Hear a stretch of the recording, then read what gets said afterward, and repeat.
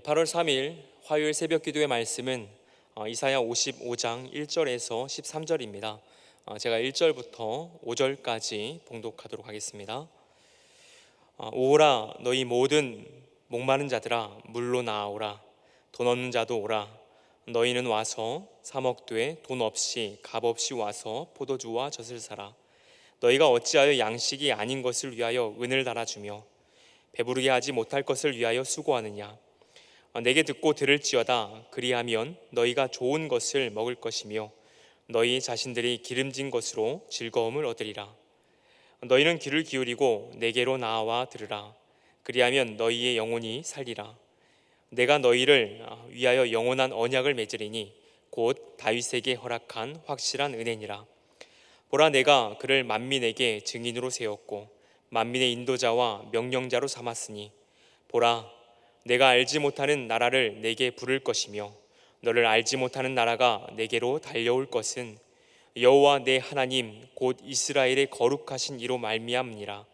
이는 그가 너를 영화롭게 하였느니라. 아멘.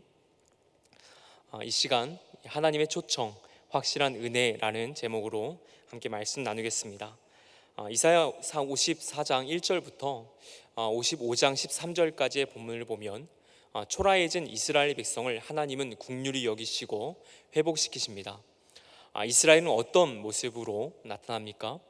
54장을 보면 잉태하지 못하며 출산하지 못하는 그러한 모습입니다.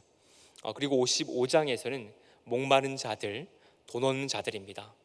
이렇게 영적으로 초라해진 이스라엘은 하나님께서 분명 초청하고 있습니다. 초청해서 어떻게 하시는가 보게 되면 잉태하지 못하며 출산하지 못한 이스라엘 자손들을 다시 한번 많게 하시고 목마른 자들 그리고 그들에게는 물을 주고 돈 없는 자들에게는 먹을 것을 줍니다. 또한 값없이 와서 포도주와 젖을 사라고 말씀하고 있습니다. 사랑하는 성도 여러분, 우리 또한 이스라엘과 같이 영적으로 초라해질 때가 있죠.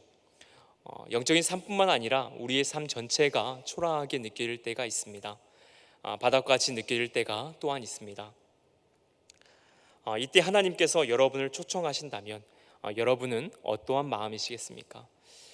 먼저 책 한 권을 여러분에게 소개하고자 하는데요. 2012년도에 데이비드 그레고리의 예수와 함께한 저녁 식사 두 번째 책이 출간되었습니다. 이 책의 부제를 보면 이렇게 쓰여 있습니다. 바닥난 인생길 위에서, 이 바닥난 인생길 위에서 다시 예수를 만나다. 그러니까 바닥난 인생길 위에서 다시 예수님을 만나는 초점으로 해서 이 두 번째 책의 소재가 삼고 있습니다. 이 책에서는 예수님께서 주인공을 초청해서 필요한 내용들을 알려주는 내용들입니다. 먼저 첫 번째 책에서는 무엇을 말하고 있냐면 영적 생활에 대한 어떤 무지 그리고 복음에 대한 기초의 내용들을 예수님께서 설명을 해주셨다면 두 번째 책에서 소재로 삼고 있는 것은 신앙의 어떤 부분들에 있어서 신앙생활을 하면서 생기는 궁금증들, 의문들을 하나하나 이렇게 설명해 주는 내용들로 담겨져 있습니다. 우리가 이 책을 통해서 어떻게 보면 신앙의 기초에 대한 내용들, 복음에 대한 기초의 내용들을 배울 수 있고 신앙의 의문들도 해결될 수 있는 것이 분명히 있지만 이 책을 통해서 중요한 도전은 무엇이냐면 예수님께서, 이 하나님께서 우리를 분명히 초청하시는 분이시다라는 것, 또한 우리와 가까이 계시다라는 것을 이 책을 통해서 알 수 있습니다. 그리고 또한 이 권을 통해서 우리가 분명하게 알 수 있는 것은 이 권의 어떤 부제처럼 우리가 바닥난 인생길 위에 있다 할지라도 우리의 모습이 초라해진 이 바닥난 인생길 위에 있다 할지라도 예수님께서는 우리를 분명히 초청하시고 우리를 만나기를 원하신다라는 것을 우리는 알 수 있다라는 것이죠. 사랑하는 성도 여러분, 우리의 인생이 때로는 승승장구할 때가 있습니다. 삶의 크고 작은 어려움들을 또한 당하기도 하고 그러한 장애물로 인해서 우리의 인생이 바닥난 인생길에 놓일 때가 분명히 있습니다. 그때 우리는 어떻습니까? 예수님을 만나야 될 때다라고 말할 수 있습니다. 그리고 하나님께서 그러한 자리에 있는 우리를 분명히 초청하시는 분이십니다. 우리는 그렇기 때문에 예수님께서 우리를 초청하실 때에 하나님께 우리를 초청하실 때 우리는 그 자리에 나아가서 하나님을 만나야 합니다. 그리고 그 초청의 자리에서 이스라엘을 회복시키신 하나님이라면 분명히 우리를 회복시키는 하나님의 은혜를 우리는 경험할 수가 있습니다. 그리고 그 은혜는 우리의 모든 아픔들을 분명 치료하는 능력이 있을 줄을 믿습니다. 이렇게 하나님께서 이스라엘 백성을 초청하시고 회복시키는 주제를 담고 있는 오늘의 본문, 이것을 우리는 세 단락으로 한번 나누어서 이 시간 살펴보고자 합니다. 먼저 1절부터 5절의 본문은 하나님의 은혜에 의한 언약을 담고 있습니다. 하나님의 그 언약이라는 것이 은혜의 언약이다라는 것을 보여주는 본문이죠. 선지자는 1절에서 어떻게 시작하냐면 오호라 오호라 라고 시작합니다. 원문을 보면 호이라는 말로 시작하는데 이것은 슬프다라는 말입니다. 슬프다. 슬픔을 토로하고 있는 말로서 오늘 본문을 시작하고 있습니다. 그럼 왜 오호라 슬프다라고 이렇게 시작하는가? 우리 1절을 보게 되면 이스라엘의 모습이 어떻습니까? 목마른 자들의 모습입니다. 또한 돈이 없는 처량한 모습 가운데 있다라는 것이죠. 그리고 본문 2절을 보게 되면 또 이스라엘의 모습은 무엇입니까? 이러한 처량함에도 불구하고 이스라엘은 양식이 아닌 것을 위해서 은을 달아주고 있습니다. 배부르게 하지 못할 것을 위해서 분명 수고하고 있습니다. 이것은 지금 이스라엘의 모습이 어떠한 모습이냐면 바벨론 포로 가운데에 이방 신들에게 살 길을 찾았던 그러한 모습과 같은 것이지요. 하나의 백성의 정체성을 분명히 잊어버리고 우상들이 주는 어떤 일시적인 이 포만감에 빠져 있는 이스라엘 백성인 것입니다. 그래서 하나님은 2절 하반절부터 이렇게 말씀하고 있습니다. 제가 말씀을 읽겠습니다. 내게 듣고 들을지어다. 그리하면 너희가 좋은 것을 먹을 것이며 너희 자신들이 기름진 것으로 즐거움을 얻으리라. 3절입니다. 너희는 귀를 기울이고 내게로 나와 들으라. 그리하면 너희 영혼이 살리라. 내가 너희를 위하여 영원한 언약을 맺으리니 곧 다윗에게 허락한 확실한 은혜니라. 하나님께서 이스라엘 백성들을 초청하시면서 가장 많이 반복하고 있는 말이 무엇입니까? 여러분 혹시 발견하셨나요? 제가 다시 한번 읽어보겠습니다. 2절 하반절과 이 3절의 본문인데요. 내게 듣고 들을지어다. 그리하면 너희가 좋은 것을 먹을 것이며 너희 자신들이 기름진 것으로 즐거움을 얻으리라. 너희는 귀를 기울이고 내게 나와 또한 들으라. 그리하면 너희 영혼이 살리라. 여러분 반복되는 것을 찾으셨습니까? 무엇이 강조되고 있습니까? 들으라라는 것이죠. 들으라. 듣고 들을지어다. 귀를 기울이고 내게 나와 들으라라고 분명 말하고 있습니다. 여러분 하나님의 말씀을 들으면 영혼이 살아납니다. 하나님의 말씀이 들리게 되어지면 어떻게 됩니까? 우리 가운데 하나님의 은혜로 말미암아서 우리의 영혼은 다시 한번 살아나게 되어지고 하나님의 은혜가 우리 가운데에 샘솟아나는 것을 우리는 볼 수 있습니다. 그리고 하나님의 말씀으로 인해서 그 말씀이 들림으로 인해서 우리의 삶이 다시 한번 살아나게 되어지면 그 삶은 하나님의 그 언약이 다시 한번 선포되어지는데요. 3절 하반절의 말씀처럼 이것은 영원한 언약이고 다윗에게 허락한 확실한 은혜다라고 다시 한번 약속하고 있는 것입니다. 이것은 5절에서 이렇게 말한 것과 같은 것이죠. 거룩하신 하나님이 이스라엘을 영화롭게 할 것이다 라는 것을 선언하는 것과 같습니다. 사랑하는 성도 여러분, 우리가 어떤 모습 가운데 있다 할지라도 하나님은 우리의 이 모습 그대로를 초청하시는 분이십니다. 그리고 우리에게 무엇을 말씀합니까? 우리에게 들으라, 들으라, 들으라라고 말씀하고 있습니다. 하나님의 말씀이 들릴 때에 분명 우리의 영혼은 살아납니다. 여러분도 그러한 경험이 분명 있을 줄 압니다. 하나님 말씀에 들릴 때에 우리의 영혼이 살아나고 하나님 말씀에 들릴 때에 우리의 신앙생활은 다시 한번 새롭게 되어지는 것이죠.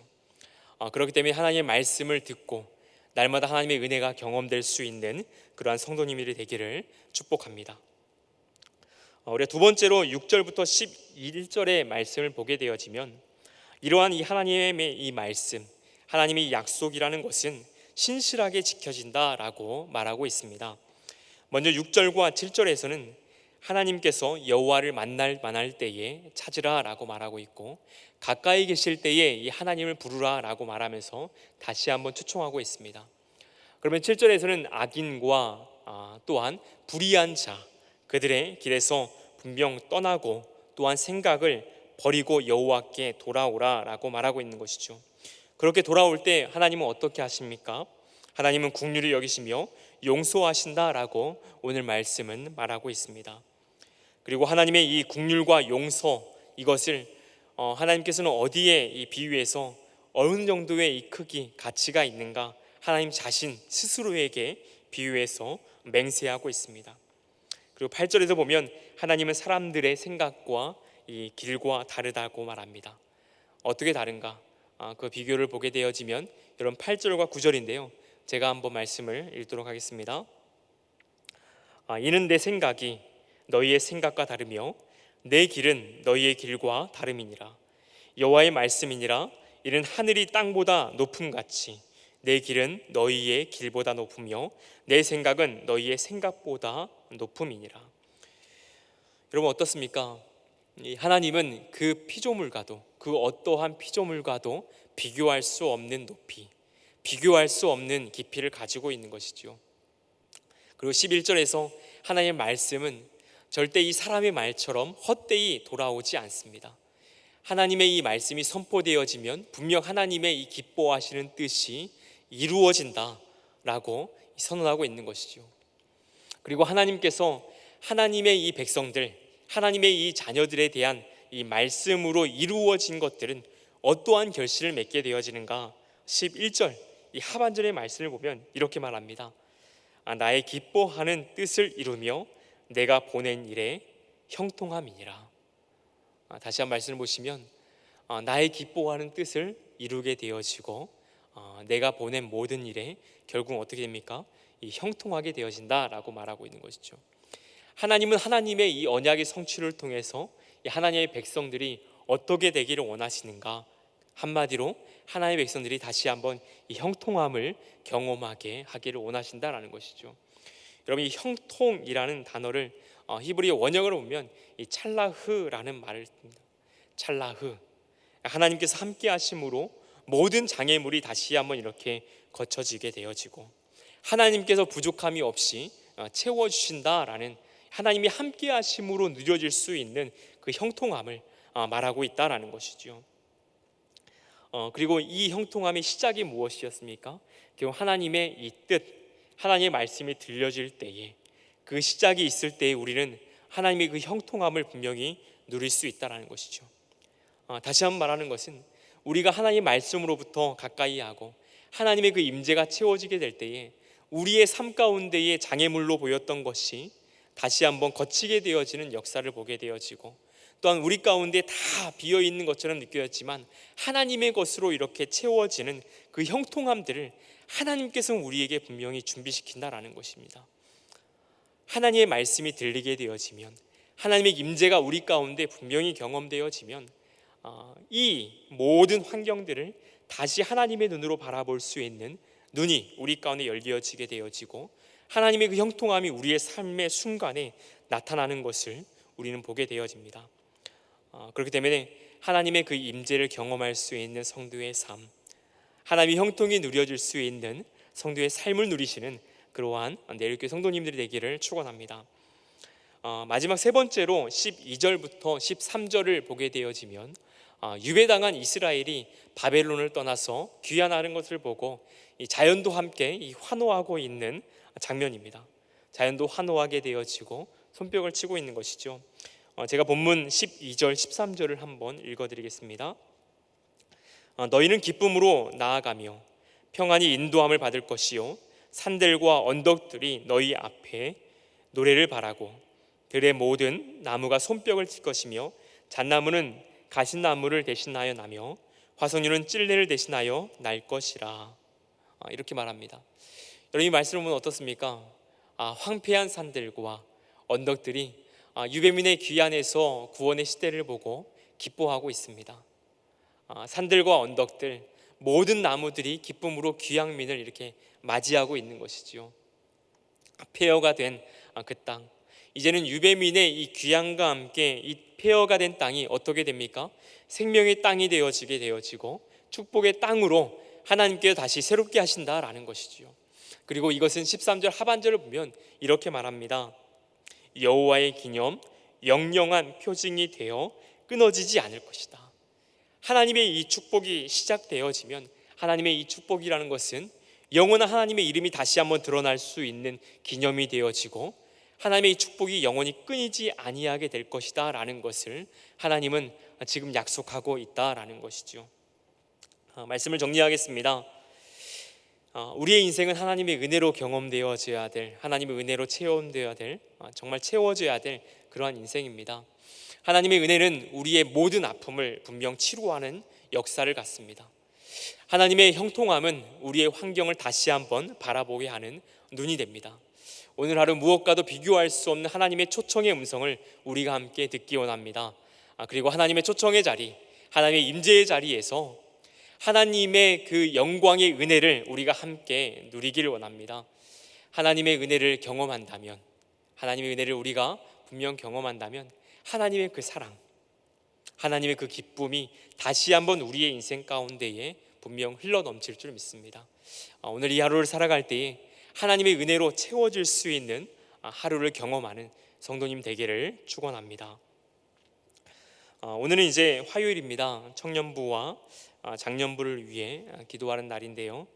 청년 1부와 2부, 3부 예배와 또한 여름 사역들 위해서 함께 기도해 주시고, 하나님 멀리하고 있는 청년들이 있다면 정말 예수님을 인격적으로 경험할 수 있는 청년들이 되게 달라고, 어머니와 아버지가 정말 청년들 위해 열심히 기도하고 있는 그 음성을 하나님께 들어주셔서 정말 청년들이 함께 주 앞에 나와 예배의 자리가 회복되어지고 하나님의 비전을 회복할 수 있는 청년들이 되게 달라고 함께 기도해 주십시오. 또한 장년물로 기도할 때에 성도님들의 안전과 건강을 위해서 기도해 주시기 바랍니다. 그리고 날마다 하나님의 은혜를 깊이 경험할 수 있는 성도님들이 될 수 있도록 함께 기도하기 원합니다. 오늘 하루도 하나님의 축복된 하루가 되기를 축원합니다.